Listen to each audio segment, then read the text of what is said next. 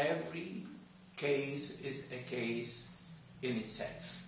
So you cannot, you see, compare a case with the other. No one can say I have experience enough for this ministry, precisely because the devil uses different tactics in every person.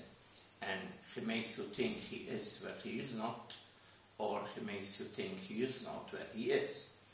But then you see, besides that, we have the ritual that the church composed precisely so that you could use it in for the exorcism prayers.